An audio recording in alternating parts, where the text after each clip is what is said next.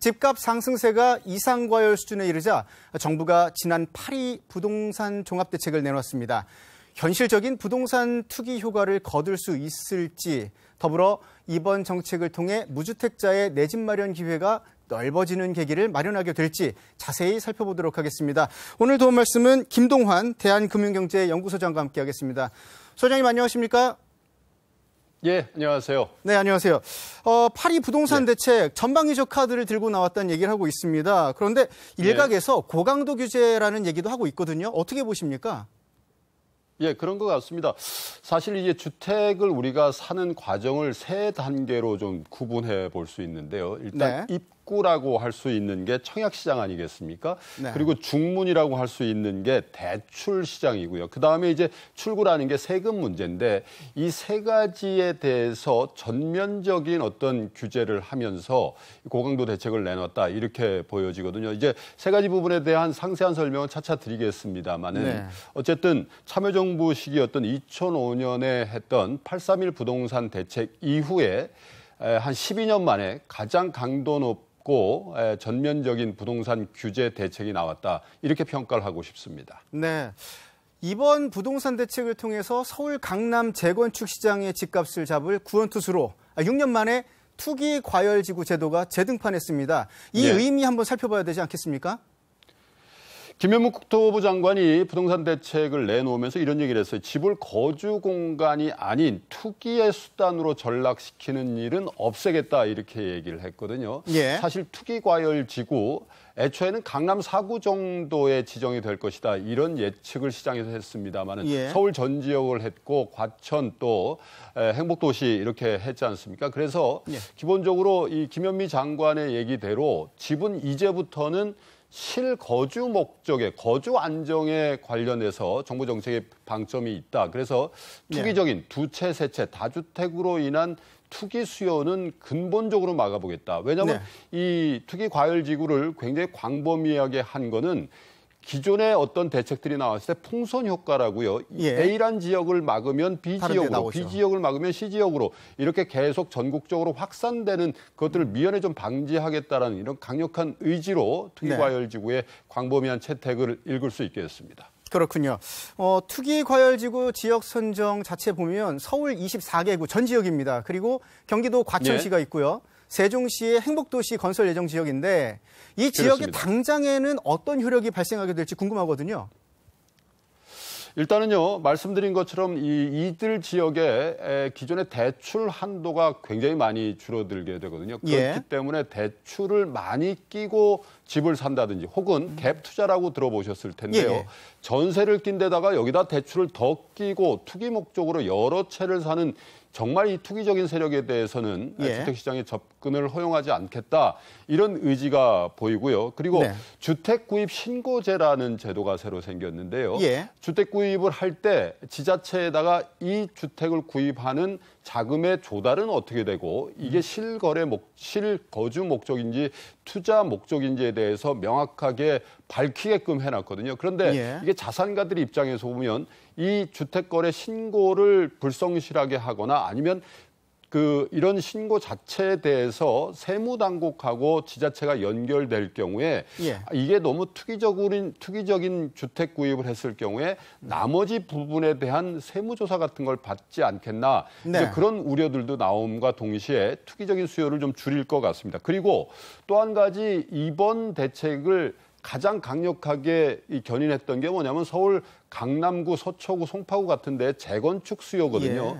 재건축 조합원의 지위 양도를 아예 불가능하게 해놨다는 거는 재건축 아파트에 대한 투자 수요를 근본적으로 단절시키는 그런 효과가 있을 것 같고요. 또 하나 다주택자에 대한 양도세를 강화를 하는데 이건 내년 4월 달부터 시행한다고 했거든요. 그러니까 다주택자로 하여금 남아있는 기간 동안 시장에 매물을 좀 내놓을 수 있는 여유를 줬습니다. 그러면 지금 계속 자고 나면 오른다고 하고 있는 서울 주요 지역이라는 수도권 주요 지역의 아파트의 매물이 좀 쌓이면서 가격 안정에 효과를 가져올 것이라고 보여집니다. 그렇군요. 지금 말씀하신 내용에 보면 이제 투기과열지구 내 전세를 끼고 집을 여러 채 사는 말씀하신 갭 투자 이 부분을 좀 막기 위한 주택거래 신고제도가 다시 시행되는 걸로 또 알고 있습니다. 이 주택거래 신고제도가 다시 시행되면 투기 과열을 막는 방안이 된다고 보십니까? 저는 이번에 내놓은 그 대책 중에요. 아마도 심리적으로 가장 이 주택 구매 의욕을 저하시키는 굉장히 큰 조치라고 보여지는 게요. 말씀드렸습니다마는 주택거래에 대해서 신고를 한다라는 건 나의 어떤 재무적인 상태에 대해서 정부 관청이라든지 지자체에 대해서 신고하는 효과가 있거든요. 그러면 어떤 수요를 막을 수 있냐면 사실 지금 주택 가격이 올라가는 것들 중에 굉장히 음성적인 증여세 탈루라는 부분도 부분적으로 들어가 있습니다. 왜냐하면 자녀들이 대출을 끼고 집을 삽니다. 그리고 그 대출에 대한 원금과 이자를 분할 상환하게 되는 걸 부모가 내주는 경우들이 있거든요. 그러면 이 주택거래 신고제가 되면 그런 어떤 불법적인 투기적인 요소들을 미연에 방지할 수 있는 효과가 있고요. 좀 전에 말씀드린 것처럼 그런 게 아니다 하더라도 2주택, 3주택 혹은 갭 투자라고 이제 대출을 껴가지고 20채, 30채씩 사는 그런 투기적인 수요는 미연에 방지할 수 있는 그 어떤 심리적인 그런 효과가 분명히 있다고 저는 보여집니다. 그렇군요. 실수요자들에게 돌아가야 될 주택분이 이렇게 투기 목적으로 사용되면 안 되겠죠. 서울 청약 1순위가 되려면 통장을 2년 이상 보유해야 되는 부분도 있는데 이런 청약제도 개편안이 어떤 효과를 불러올 수 있을지 궁금한데 여기 더불어서 9월 시행 예정인데 이 8월 한 달 동안 규제 전에 혼잡이 예상되는 부분들도 있을 겁니다. 이 대안도 좀 마련돼야 되지 않을까 싶은데 추가적으로 연이어 설명 부탁드립니다. 그렇습니다. 이번에 부동산 이 열기가 불어닥친 거는 사실 몇 년 전서부터 강남이라든지 서울 주요 지역의 청약 시장의 과열로부터 시작이 됐습니다. 청약 시장이 과열이 되면 어떻게 되냐면 인근의 이 기존 아파트보다 이 청약 새로 재건축에 들어가는 청약 아파트의 분양가가 이제 올라가지 않습니까? 그러면 인근에 거의 비슷한 입지를 가지고 있는 내 아파트는 왜 저 가격을 못 받냐고 해서 매물을 감추게 되고 더 비싼 가격으로 매물을 내놓게 되니까 또 추격 매수가 따라 올라가고 그러다 보니까 기존 아파트까지 계속 도미노식으로 가격 상승이 되고 강남 재건축 시장에서 일반 아파트 쪽으로 확산되는 걸 이제 최근 들어서 몇 년 동안 봐온 부동산 열풍의 근원지가 바로 이 청약 시장이 아니겠습니까? 그런데 이 청약 시장에 대한 접근만 하다 보니까 기본적으로 이 청약 그 분양가 상한제가 없는 상태에서는 청약 시장을 근본적으로 막을 수 있는 법과 제도가 구비가 안 돼 있다라는 허점이 있었거든요. 그래서 기본적으로 이번 조치를 통해서 청약 시장에 대한 접근도 비교적 좀 촘촘하게 막아낸다. 왜냐하면 청약 시장 자체가 비교적 그 빈 땅에 짓는 아파트보다는 기존의 아파트를 그 헐고 다시 재건축? 짓는 재건축 아파트가 대부분인데요. 이런 것들이 사실 서울 지역 기준으로 보면 강남 4구 같은데 집중적으로 들어가 있는데 이 지역이 사실은 강남 자산가들이 쉽게 접근할 수 있는 그런 입지 아니겠습니까? 그런 데에 대한 청약 자격을 기본적으로 실수요자들에게 주자. 투기적인 목적. 그러니까 기존에 집을 갖고 있다든지 예를 들면 청약 통장을 갖고 있다 하더라도 가점제 같은 것들을 만들어서요. 예를 들면 무주택자라든지 다자녀라든지 또 이 청약 기간이 오래됐다든지 이런 점수 제도를 하면서 기존에는 1년만 그냥 청약 통장을 보유하면 아무데나 다 1순위로 신청할 수 있었던 이 청약 광풍이라는 어떤 현상을 좀 막아보고자 하는 정책적인 의지가 반영이 돼 있고 이것은 사실은 애초에 말씀드렸던 주택을 투기의 장으로부터 실수요의 어떤 거주 공간의 실수요들을 채우는 어떤 그런 수급적인 측면에서는 굉장히 유효한 정책이다 이렇게 보여집니다. 그렇군요. 뭐 추가적으로 뭐 규제 혼잡이 되는 뭐 혼잡이 예상되는 부분에 대한 규제 역시도 그런 측면에서 보완이 돼야 된다 이렇게 보시는 거죠. 그렇습니다. 이제 뭐 한 달 정도 시간이 남아 있는데 저는 그렇게 크게 걱정을 안 하는 게 이미 정부의 이 파리 대책이 워낙 고강도로 나왔기 때문에 나머지 한 달 동안에 서울을 비롯한 전국의 청약 시장이 서긴 섭니다. 그렇지만은 이 청약 시장이 쓴 이후에 고강도 대책의 효과가 바로 올 거기 때문에 이 부분에 대해서 굉장히 걱정들을 많이 하시는데 청약 열풍이 일다든지 그럴 것 같지는 않을 것으로 보여서 크게 걱정하고 있지는 않습니다. 알겠습니다. 이제 내년 4월부터입니다. 다주택자가 조정 대상 지역 내에서 주택 양도를 하게 되면 양도소득세가 중과가 됩니다. 이건 늘어나는 예. 양도세 부담 얘기인데 실수요자 중심의 주택 수요 관리에 어떤 영향을 미칠지도 궁금합니다.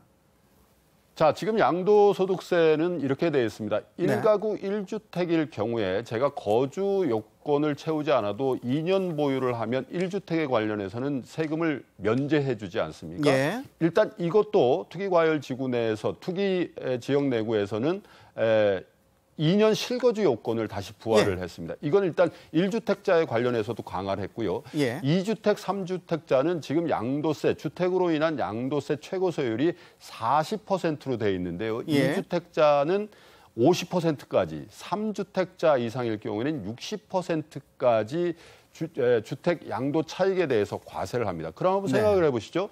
우리가 이익이 날지 손해가 날지도 모르는 투자를 하면서 이익이 났을 경우에 이익에 대해서 60%를 정부에 세금으로 내야 된다라고 하면 투기하고 싶은 생각이 많이 줄어들지 않겠습니까? 그렇죠. 그래서 처음에 말씀드린 이 국토교통부 김현미 장관의 그 얘기대로 주택을 2주택, 3주택 혹은 그 이상의 주택을 가지면서 네. 불로소득을 노리겠다는 투기 수요는 세제라는 측면에서도 상당히 억제가 될 것이다. 이렇게 네. 기대를 하고 있습니다. 네, 김 소장님 답변을 굉장히 시원시원하게 재미있게 잘 해주셔서 예. 지금 질문 더 끌어가고 싶은데 시간상 마지막 질문 드려야 될 것 예. 같습니다. 예. 투기 지역 내 이 주택 담보 대출 건수라든지요, 또 중도금 대출 네. 보증 건수 제한이 강화되고 있습니다. 다주택자에 대한 금융 규제 강화는 어떻게 보시는지 마무리 말씀해 주시죠.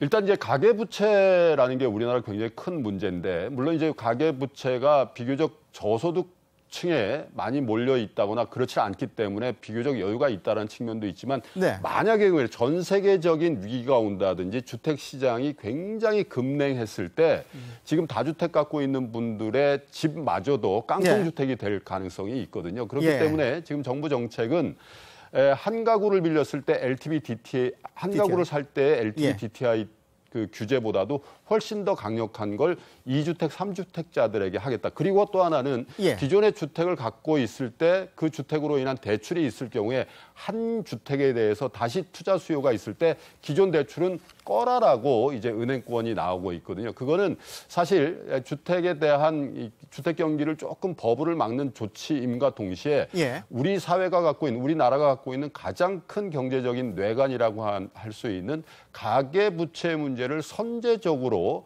효율적으로 관리하겠다는 그런 정부의 의지도 예. 같이 담여져 있다. 이렇게 평가를 하고 싶습니다. 네, 부동산 시장을 살아있는 생물이라고 표현을 합니다.